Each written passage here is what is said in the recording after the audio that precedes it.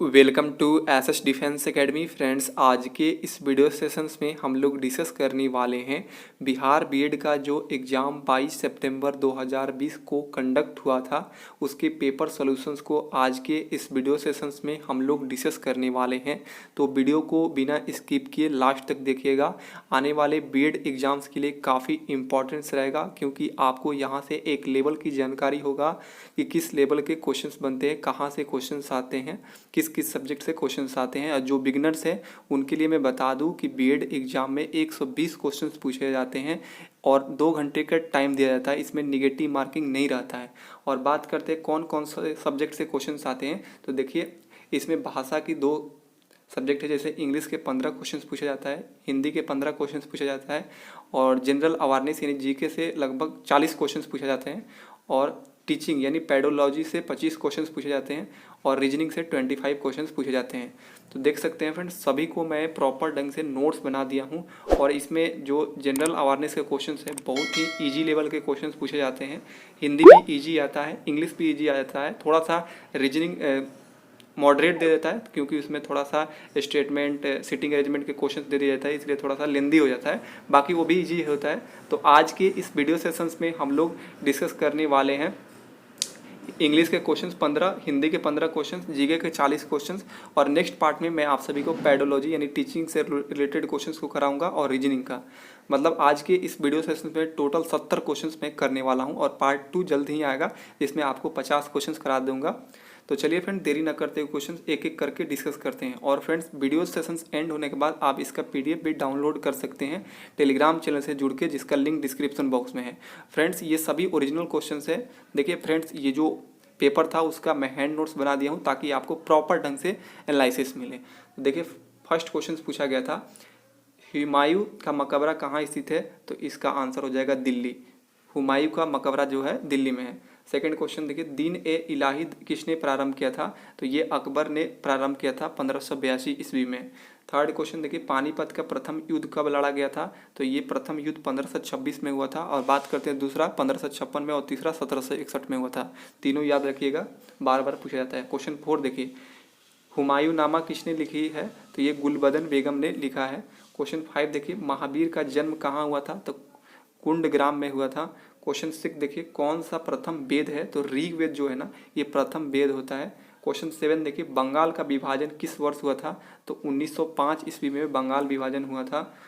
8 देखिए, चंपारण आंदोलन किसने प्रारंभ किया था, तो महात्मा गांधी ने 1917 में प्रारंभ किया था। यह प्रथम आंदोलन था महात्मा गांधी का।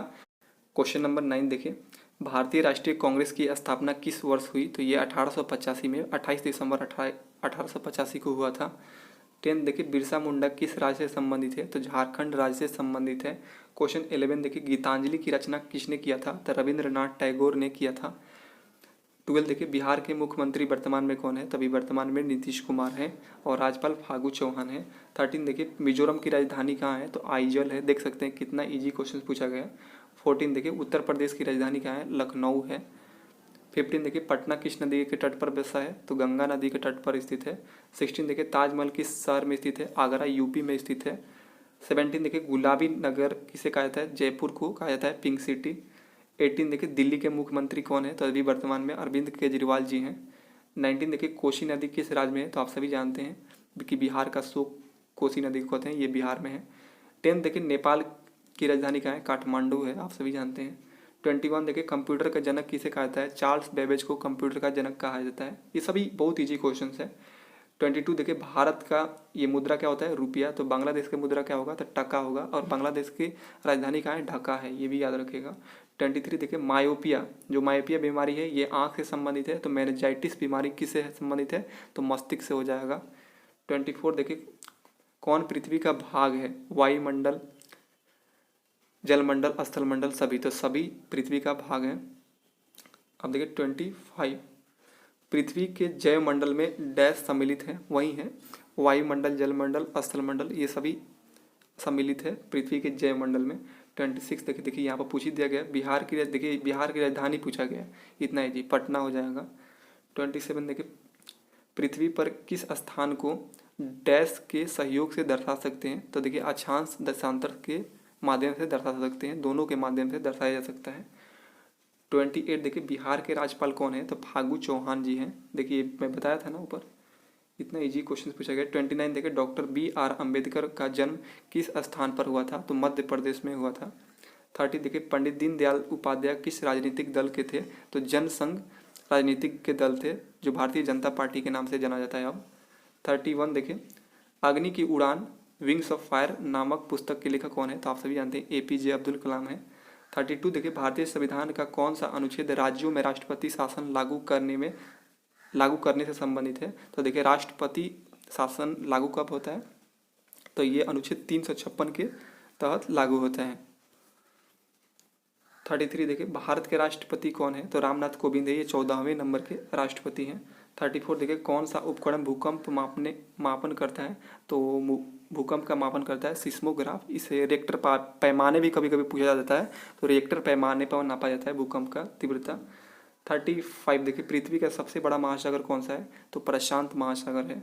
36 देखिए ओजोन परत क्षरण के लिए मुख्यतः जिम्मेदार गैस कौन सा है? तो ओजोन परत के क्षरण के लिए मुख्यतः जिम्मेदार गैस है वो क्लोरोफ्लोरोकार्बन यानी CFC। 37 देखिए जकार्ता किस देश की राजधानी है? इंडोनेशिया की राजधानी है। बहुत ईजी क्वेश्चन। 38 देखिए भारत के पश्चिम में कौन सा समुद्र स्थित है? तो ये अरब सागर स्थित है। 39 देखिए भारत के वर्तमान रक्षा मंत्री कौन है? तो ये राजनाथ सिंह है, अभी वर्तमान में राजनाथ सिंह है। 40 देखिए RTE एक्ट 2009 किस वर्ष से लागू किया गया? 2010 से लागू किया गया। देखिए यहाँ पर जो GK का क्वेश्चन पूछा गया है जनरल अवेयरनेस का, इसमें 40 में से अगर कोई चाहेगा तो 40 बना लेगा। बहुत ईजी क्वेश्चन पूछा गया। अब हिंदी भी उसी तरह है, 15 में से 15, मतलब आप फुल स्कोर करेंगे इसमें। देखिए सामान्य हिंदी के 15 क्वेश्चन। क्वेश्चन नंबर 41 देखिए कह रहा है इनमें से कौन सा तद्भव शब्द है? देखिए फ्रेंड्स आपके एग्जाम में तत्सम और तद्भव से डेफिनेटली एग्जाम में क्वेश्चंस बनेगा ही बनेगा। तो मैं आपको क्लियर कर दूं कि देखिए तत्सम शब्द वह शब्द होता है जो संस्कृत के जैसा दिखाई देता है या संस्कृत का शब्द होता है, ठीक है। और तद्भव शब्द क्या होता है? जो संस्कृत का परिवर्तित सरल हिंदी शब्द होता है। तो देखिए आपको यहाँ पर तद्भव बताना है, यानी सरल हिंदी का रूप बताना है। तो देख सकते हैं ये चतुर्दश, ये क्या है? तत्सम है, संस्कृत का शब्द है। चतुर्थ ये भी संस्कृत का शब्द है यानी तत्सम है। चतुर्थी ये भी तत्सम शब्द है। लेकिन 14 जो है ये सरल हिंदी का शब्द है, तो ये 14 क्या हो जाएगा? तद्भव हो जाएगा। आई होप कि आपको क्लियर हो गया। अब देखिए 42 तत्सम शब्द को चुने, यानी संस्कृत का शब्द चुनना है। तो देखिए यहाँ पर ये हंसी, कपूर, आम ये सभी सरल हिंदी का शब्द है, लेकिन जो ओज है ये संस्कृत का शब्द है यानी तत्सम शब्द है। आप देखिए हंसी के जगह पर अगर मान लीजिए हंसी कैसे तत्सम में होता है? तो हास होता है तत्सम में, ठीक है। जो संस्कृत शब्द होता है हास्य होता है। कपूर का संस्कृत शब्द कर्पूर होता है और आम का आम्र होता है। तो ये सभी यहाँ पर सभी अभी तद्भव है, बाकी ये ओज जो है तत्सम है। अब देखिए 43 भाषा की सबसे छोटी इकाई क्या है? तो देखिए भाषा की सबसे छोटी इकाई क्या होता है? वर्ण होता है। वर्ण या ध्वनि कहते हैं। अगर आप मान लीजिए कोई लिखा रहता है तो वो वर्ण हो जाता है, अगर आप बोलते हैं तो उसे ध्वनि कहते हैं, ठीक है। अब ये ऑप्शंस में कोई एक रहता है, या तो वर्ण दिया रहता है या तो ध्वनि रहता है, दोनों में से कोई बार बार दिया जाता है, कई बार क्वेश्चन पूछा गया है। अब देखिए 44 दारा का अर्थ क्या होता है? तो दारा का अर्थ होता है पत्नी। क्वेश्चन देखिए 45 इनमें मूर्धन्य व्यंजन है। तो देखिए मूर्धन्य व्यंजन किस में आता है जी? तो ट वर्ग में आता है। ट, ठ, ड, ढ, अण। तो देखिए ऑप्शन सी में दिखाई दे रहा है ड और ढ, तो ये मूर्धन्य व्यंजन का उदाहरण है। अब देखिए 46 इनमें से महाप्राण ध्वनि चुने। तो देखिए महाप्राण ध्वनि क्या आता है? तो व्यंजन में दूसरा और चौथा स्थान जो होता है वो महाप्राण ध्वनि होता है। जैसे मान लीजिए क में आप पढ़ रहे हैं तो ख जो आ रहा है ना, देखिए यहाँ पर ख, तो ये महाप्राण की ध्वनि दूसरे स्थान पर है। ये दूसरा स्थान है, ये पहला स्थान है, ये तीसरा स्थान है, बाकी कुछ भी और दे दिया जाएगा। तो देखिए ऑप्शन बी जो है ये महाप्राण ध्वनि है। इसी तरह जो अल्प प्राण होता है वो व्यंजन में कौन कौन सा स्थान लेता है? तो पहला, तीसरा और पांचवा जो स्थान होता है व्यंजन में वो अल्प प्राण की उदाहरण होता है।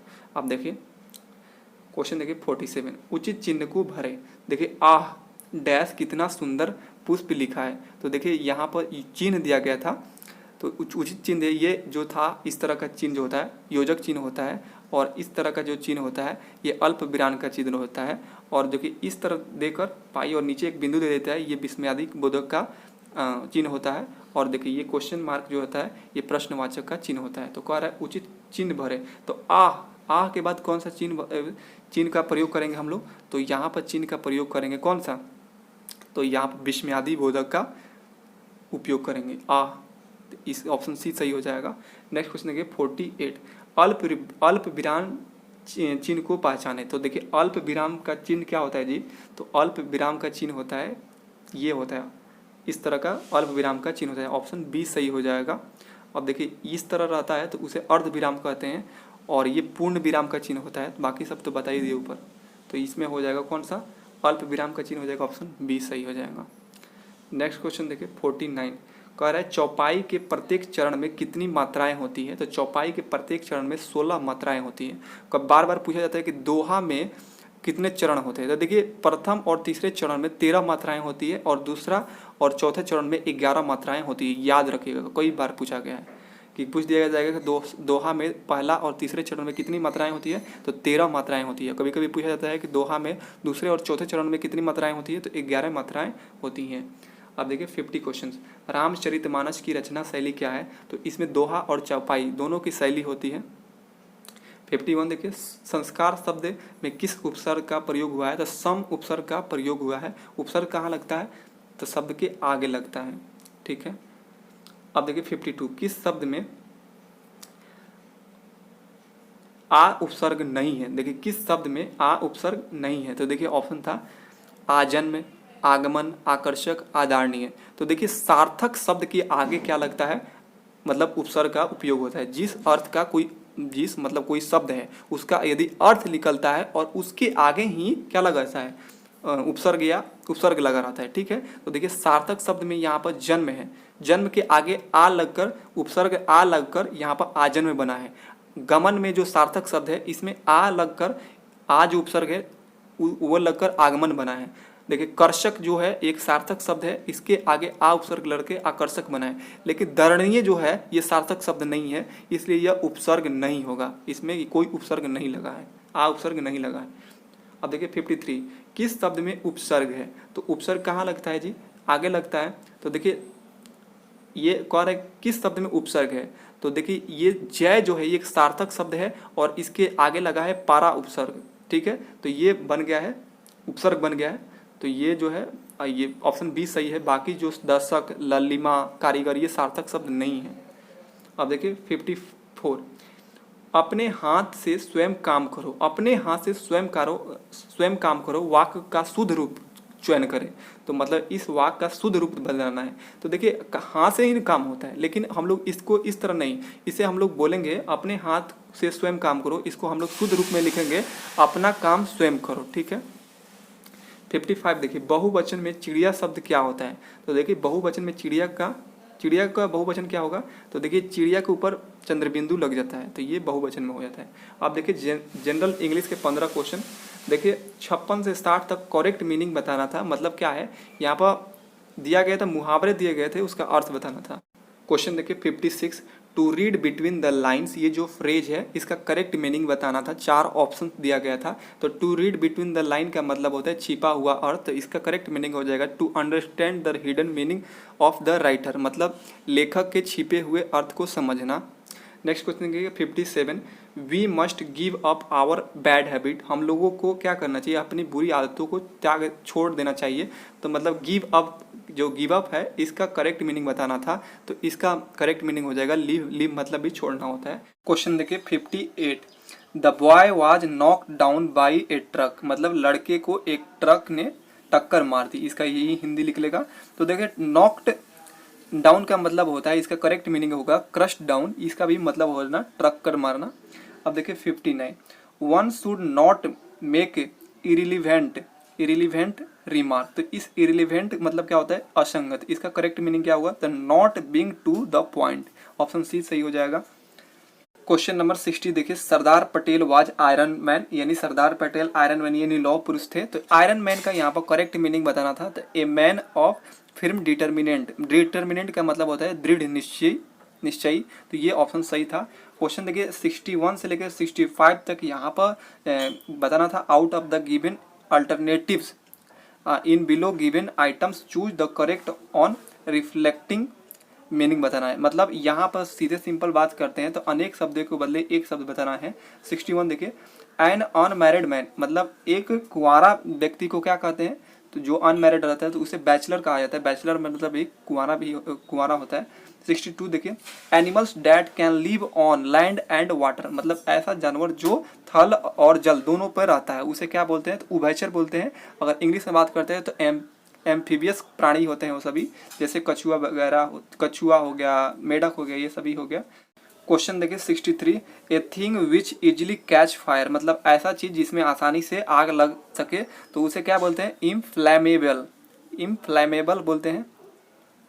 नेक्स्ट क्वेश्चन देखिए 64, animals that feed on grass, मतलब ऐसा जानवर जो ग्रास पे डिपेंड हो उसे क्या बोलते हैं, तो उसे बोलते हैं ग्रामिनी, ग्रामिनी वोरस कहते हैं। नेक्स्ट क्वेश्चन देखिए 65, custom of having many wives, मतलब ऐसा व्यक्ति जिसके बहुत सारी क्या बोलते हैं, मतलब पत्नी हो उसे क्या बोलते हैं, तो पॉलीगेमी बोलते हैं।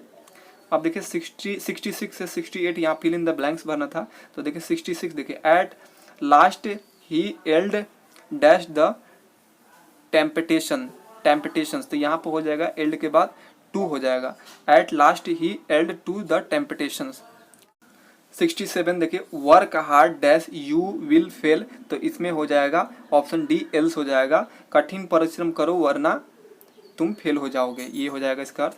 अब देखिए 68, we sailed dash the river, तो यहाँ पर वी सेल्ड द रिवर की यहाँ पर हो जाएगा we sailed down the river हो जाएगा, ऑप्शन डी सही हो जाएगा। अब देखिए अपोजिट मीनिंग बताना था, काइंड का अपोजिट मीनिंग क्या होगा, तो काइंड मतलब क्या होगा, दयालु, क्रूअल मतलब निर्दयी होगा। 70 था, हैप्पी का अपोजिट बताना था, मतलब क्या उल्टा, तो हैप्पी खुशी, दुखी हो जाएगा, सैड हो जाएगा। तो देखिए फ्रेंड्स, टोटल मैंने आप सभी को जनरल अवेयरनेस के 40 क्वेश्चंस कराया, इंग्लिश के 15 क्वेश्चंस कराया, हिंदी के 15 क्वेश्चंस कराया, टोटल लगभग 70 क्वेश्चंस करा दिया मैं। और जो बचा क्वेश्चंस है पेडोलॉजी और रीजनिंग का, उसको मैं नेक्स्ट पार्ट में कंप्लीट करा दूंगा। आप इसका PDF डाउनलोड कर लीजिए। तब तक मिलते हैं नेक्स्ट वीडियो के एनालिसिस में, तब तक के लिए आप सभी को जय हिंद।